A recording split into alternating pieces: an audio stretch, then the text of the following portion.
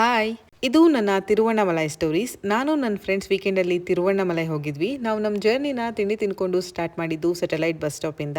ಅಲ್ಲಿ ಸುಮಾರು ಬಸ್ಸಸ್ ಇರುತ್ತೆ. ಇಫ್ ಯು ವಾಂಟ್ ನೀವು ಮುಂಚೆನೇ ಸೀಟ್ ರಿಸರ್ವ್ ಮಾಡ್ಕೊಂಡು ಕೂಡ ಹೋಗ್ಬೋದು. ನಾವೇನು ಸೀಟ್ ರಿಸರ್ವ್ ಮಾಡಿರಲಿಲ್ಲ. ಮಾರ್ನಿಂಗ್ 10 ಹಂಗೆ ನಮ್ಮ ಬಸ್ ಜರ್ನಿ ಸ್ಟಾರ್ಟ್ ಆಯಿತು. ಟ್ರಾಫಿಕ್ ತುಂಬಾ ಇತ್ತು. After few hours of our journey ನಮಗೆ ಕೃಷ್ಣಗಿರಿಯಲ್ಲಿ 10 ಮಿನಿಟ್ಸ್ ಲಂಚ್ ಬ್ರೇಕ್ನ ಕೊಟ್ಟರು. ಈವ್ನಿಂಗ್ 4 ಹಂಗೆ ವಿ ರೀಚ್ಡ್ ತಿರುವಣ್ಣಾಮಲೈ. ಮುಂಚೆನೇ ರೂಮ್ ಟೆಂಪಲ್ಗೆ ಹತ್ತಿರ ಆಗೋ ಥರ ನೋಡಿಟ್ಟಿದ್ವಿ. ಅಲ್ಲಿ ಹೋಗಿ ಬುಕ್ ಮಾಡ್ಕೊಂಡ್ವಿ. ರೂಮಲ್ಲಿ AC, ವೈಫೈ, TV ಮತ್ತು ಹಾಟ್ ವಾಟರ್ ಫೆಸಿಲಿಟಿ ಅವೈಲಬಲ್ ಇತ್ತು.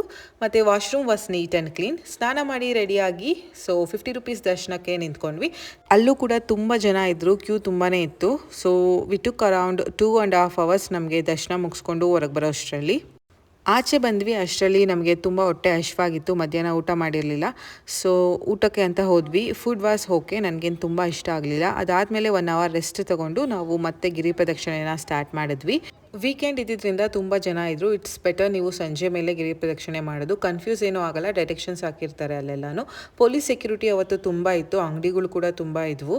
ಕಾಲು ನೋವಾದರೆ ನೀವು ಅಲ್ಲಿ ಫೂಟ್ ಮಸಾಜ್ ಕೂಡ ಮಾಡಿಸ್ಕೊಬೋದು. ಗಿರಿ ಪ್ರದಕ್ಷಿಣೆ ಮುಗಿಸೋಷ್ಟರಲ್ಲಿ ನಮಗೆ 6 ಗಂಟೆ ಆಗಿತ್ತು. ಮತ್ತೆ ವಾಪಸ್ ರೂಮಿಗೆ ಬಂದು ರೆಸ್ಟ್ ಮಾಡಿದ್ವಿ. ಅರೌಂಡ್ 1 ಹಂಗೆ ನಮ್ಮ ರೂಮ್ ಚೆಕ್ಔಟ್ ಮಾಡಿ ನಮ್ಮ ಬಸ್ ಹತ್ಕೊಂಡು ನಮ್ಮೂರಿಗೆ ಬಂದ್ವಿ.